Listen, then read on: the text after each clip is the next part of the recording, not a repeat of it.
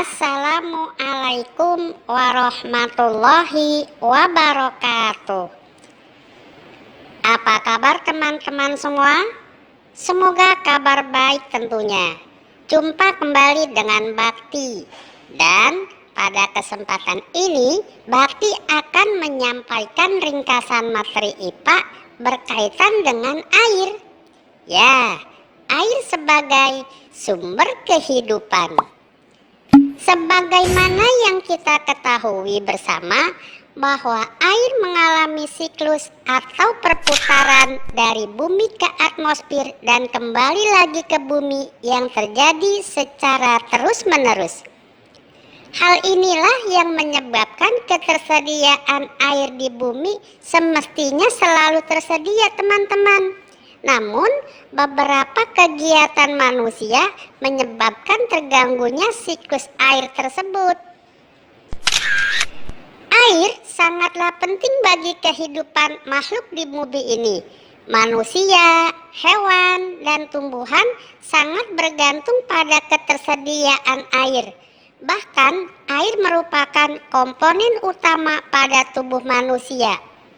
Air juga merupakan sebagai tempat hidup beberapa jenis hewan dan tumbuhan. Bahkan ilmuwan memperkirakan tidak akan ada kehidupan di dunia jika tidak ada air. Berikut ini manfaat air bagi makhluk hidup.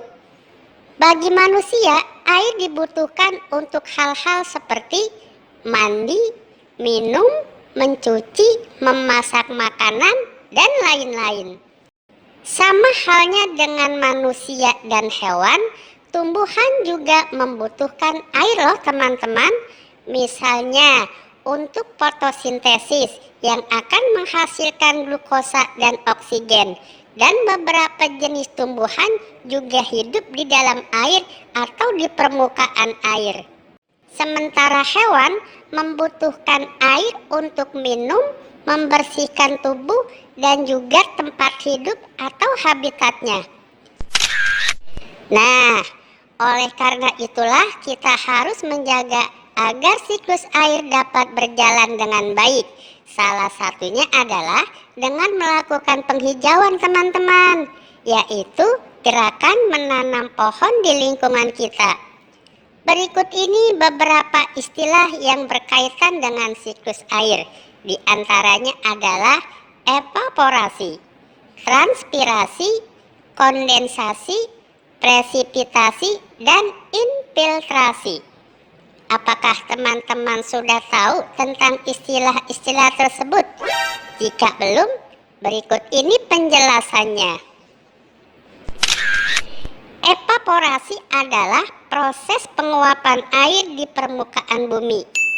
Transpirasi adalah proses penguapan air dari tumbuhan. Kondensasi adalah proses pengembunan karena penurunan suhu. Presipitasi adalah proses turunnya titik-titik air ke bumi.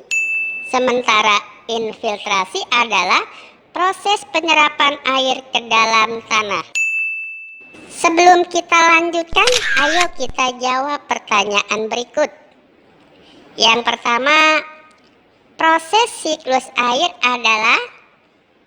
Ayo dijawab teman-teman. Iya, benar sekali. Perputaran air dari bumi ke atmosfer dan kembali lagi ke bumi yang terjadi secara terus-menerus. Pertanyaan kedua, tumbuhan mengalami pengurangan air melalui proses penguapan. Penguapan pada tumbuhan ini disebut? Apa ya jawabannya? Iya, benar sekali. Transpirasi. Soal yang ketiga, proses menguapnya air ke udara dalam siklus air disebut? Iya, benar. Evaporasi. Pertanyaan keempat, perubahan uap air menjadi titik-titik air disebut? Iya, benar sekali. Kondensasi. Pertanyaan yang kelima, proses turunnya titik-titik air ke bumi disebut? Iya, benar sekali. Presipitasi. Nah, ketika turunnya hujan, ada yang tergenang dan mengalir di permukaan bumi. Nah, air inilah yang disebut air permukaan. Sebagian air yang menyentuh permukaan bumi, ada yang langsung menyerap atau meresap ke dalam tanah dan menjadi air tanah. Ada soal yang harus kita jawab. Ayo teman-teman, kita jawab beberapa pertanyaan berikut ini ya. Yang pertama, apa yang dimaksud dengan air tanah? Ya, air tanah adalah air yang ada atau terkumpul di dalam tanah. Pertanyaan yang kedua, bagaimana proses terjadinya air tanah? Iya, benar sekali. Air hujan yang masuk atau meresap ke dalam tanah. Lalu pertanyaan ketiga, bagaimana proses terjadinya air permukaan? Iya, air hujan yang mengalir dan tergenang di permukaan tanah. Pertanyaan yang keempat, menurut pendapatmu, apakah ada perbedaan kualitas air tanah dan air permukaan? Jawabnya adalah iya, tentu ada.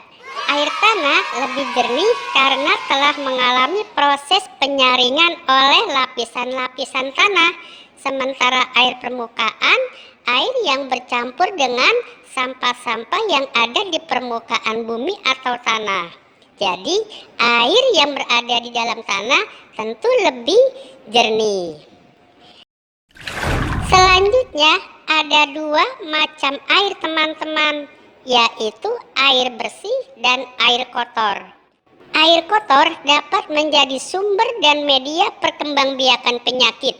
Misalnya penyakit diare, kolera, disentri, hepatitis A, tifus, cacingan, dan lain-lain.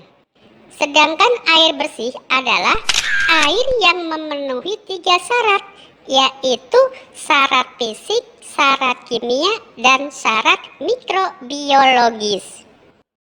Berikut penjelasannya. Syarat fisik diantaranya bahwa air tersebut harus jernih atau tidak keruh, tidak berwarna, tidak berbau, tidak mengandung endapan, dan mempunyai temperatur yang normal. Sedangkan secara kimia, bahwa air tersebut harus memiliki keasaman yang netral, tidak beracun, tidak ada zat berbahaya, kedasahannya rendah, dan tidak mengandung bahan organik. Yang ketiga yaitu syarat mikrobiologis. Artinya bahwa air tersebut tidak mengandung bakteri patogen yang dapat menyebabkan penyakit. Demikian teman-teman beberapa hal yang berkaitan dengan air yang menjadi sumber kehidupan. Semoga teman-teman dapat memahaminya. Terima kasih. Wassalamualaikum warahmatullahi wabarakatuh.